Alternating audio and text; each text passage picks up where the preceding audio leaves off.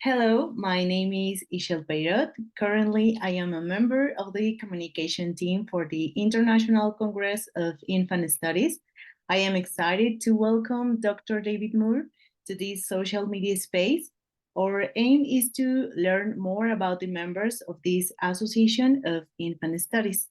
So, Dr. David Moore, could you tell us about you? What is the name of your laboratory? And how many years of experience in the research do you have? The very first conference that I ever went to was when I was a graduate student. It was at the time, the Congress was called the International Society for Infant Studies. So it was abbreviated ISIS, and we called it ISIS. That was before that name got taken by some extremist groups. But so that was in 1984 in New York City. And that means I've been at this for well over 40 years. So very long time doing this kind of work. After I finished graduate school, I did a one-year postdoc in New York City. And then I moved to Claremont, California, where my entire career unfolded. So my lab was called the Claremont Infant Study Center. And we studied babies from the ages of about 2 months to 12 months, looking at cognitive and perceptual development. Thank you so much. What is the main topic research? I mean, you talk about cognitive, but is it like a main topic? Yeah, we studied a variety of things across 40 years, including things like babies' very, very early mathematical skills at the time. And even today, there's still controversy about whether or not those behaviors should count as a mathematical sort of behavior. But we looked at that. We spent some time looking at attention. We did some work on infant-directed speech. But primarily what my lab became known for was the work we did on mental rotation. And we've done that for the last 15 or 16 years. Wow. And what are the main results of your studies? So when we started doing mental rotation research, it was because we were aware that there was a sex difference in adults and some older children in mental rotation ability, both speed and accuracy. And there were some ideas floating around at the time that I thought were somewhat crazy. People were saying that the reason there was the sex difference was because there was some evolutionary history whereby the males of our species were out hunting and the women were gathering, and that led to different competencies in the spatial cognition domain. And I thought that was just absurd, made no sense. And so I thought, you know, if only we could study this in babies, we could show that there's no sex difference. And then we could study the emergence of the sex difference over time and try to figure out what was causing it. And my first thought was, it's too bad no one knows how to study mental rotation in babies. And then a light bulb went off over my head and I thought, oh, wait, I have an idea. I know how we could do that. And so my collaborator, Scott Johnson, and I started collecting data. And to our shock and somewhat to my dismay, we discovered a sex difference, even in babies as young as 5 and 6 months. The boys seemed to behave as if they were able to do the mental rotation task. The girls, it's not clear that they were not doing it, but they were not behaving the way the boys were. The girls treated the stimuli that we were showing them as if they were all the same. And the boys treated them somewhat differently from each other, depending on if they'd had prior experience with those stimuli. So we then did a follow-up with 3-month-olds or 4-month-olds, and we again found a sex difference. And at the time, it was early enough that I was still unsure if the phenomenon was real, both whether there was a sex difference and whether babies of any age were actually able to do this. But then a variety of groups in Germany and in England started to try to replicate us. Some other people developed some new methods in the United States to study the same phenomenon. And last year, a large meta-analysis came out that was pretty clear that babies by the age of 5 months really can mentally rotate objects. And it's also the case that the sex difference was reliable, although it's very small, and it's not clear yet where it comes from or what it means. We did do one study with collaborators in Cambridge in England who looked at the relationship between very early testosterone exposure in the first few weeks of life and performance on our mental rotation test 6 months later, and there was a relationship there. It was also the case that parental attitudes about gender roles seemed to be related to infants' performance at 6 months on the mental rotation task. So those are some kind of tantalizing hints about what might be contributing to the sex difference in mental rotation, if it really exists. But I would say the primary finding from all this work is that, in fact, mental rotation is something that starts being within infants' capability within the first half year of life.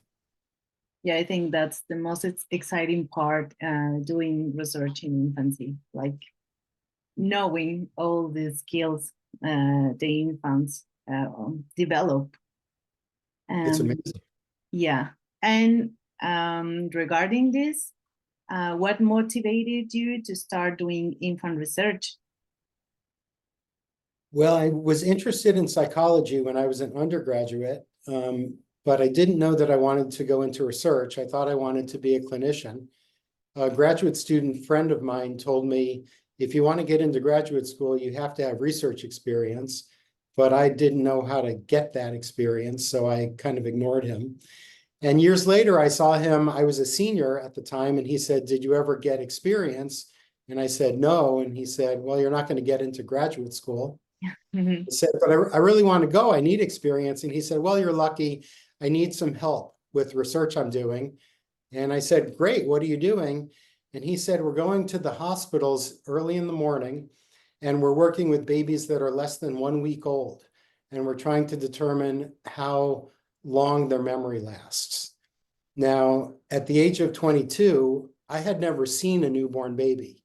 So when we went to the hospital that first day and I saw newborns, I couldn't believe how tiny they were. And also, it seemed inconceivable to me that you could ever know anything about what was going on in their heads, because how would you? Yeah.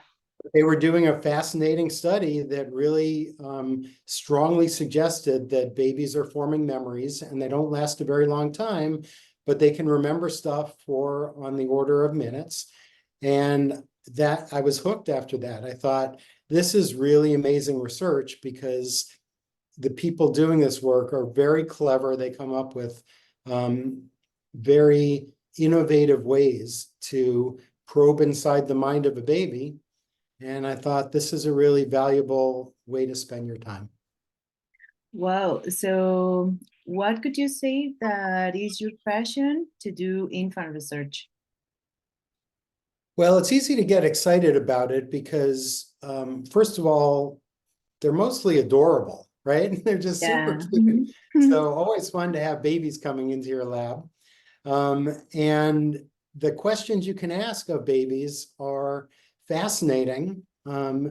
At the time when I was young, I thought you could get at nature nurture kinds of questions. Yeah. I've since come to realize that that's not the case, because fetuses and embryos have all kinds of experiences in utero. And so they arrive in the world already with a lot of experience. But you can still ask very interesting and important questions.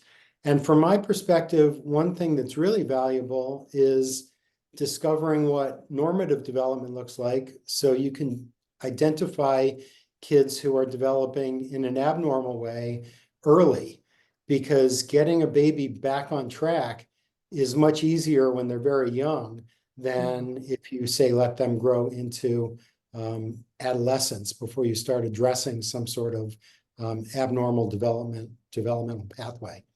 So it just seemed like a really exciting line of work. Yeah, I totally agree with that. And do you have any advice for the students interested in this field? Yeah, the truth is the field has changed since I started off. So I think it's a little more difficult these days. But I think if you do have passion for this kind of work, I think you stick with it. Oftentimes it's easy to get discouraged if you have a paper that is not being accepted, if you're having trouble getting a job. But my experience has been if you continue to show up and you continue to do the work and you continue to remain engaged, in time things work out. So I would say my advice is follow your passion, stick with it, try not to get discouraged. Everybody has failures, and failures are part of the learning process. You really need to fail in order to learn. If you're not failing, you're probably not trying hard enough. And if you're failing, it means you are, and that's a good thing. You just need to keep at it. And like anything in life, it requires a little bit of luck. So there's no guaranteed path, but I feel like I've had a wonderful life as an infancy researcher. And so I would encourage younger people to pursue the path, because if you can get onto the pathway, it's great. Yeah, and you can get to know amazing people and researchers too. Yeah, I have found that in many fields, there's a lot of competition. And certainly there is a little bit of that in our field. But most infancy researchers have always struck me as extremely collaborative. They tend to be gentle, friendly people. And so I've always loved this community. And I think it's a great place to spend your career. And I also think that even though the work infancy researchers do is in some ways more difficult than the research that, say, other psychologists do, because I have psychologist colleagues who go into a classroom with 300 intro to psych students and they collect a data set in an hour. It takes me 6 months to a year to collect a data set because babies are very difficult to work with.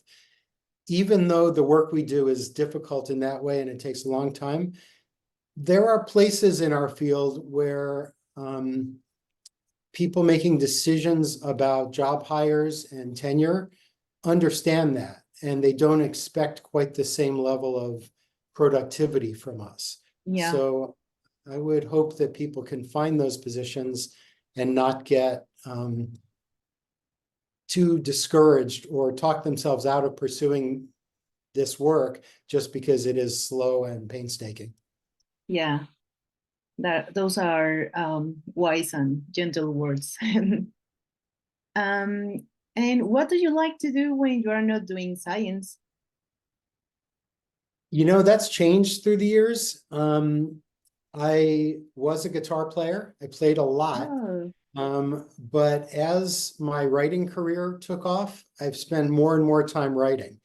And even though writing is a really fundamentally creative endeavor, so it feels a little more like an art to me, I tend to write about science questions. And so really a lot of my time these days is spent on science. But when I'm not doing that, I continue to be a real aficionado for music. So I do a lot of listening, even if I don't play as much anymore. I listen a lot. And I also love traveling. So my wife and I take full advantage of the sabbaticals that we get. And we have traveled widely through Europe, South America, Central America, Asia, and it's just been wonderful. That's amazing. Yeah, Well, I'm very lucky. yeah. Thank you so much for taking the time for this interview. I hope that through this series of interviews, we can get to know this large community better. And well, thank you so much. My pleasure. Take care.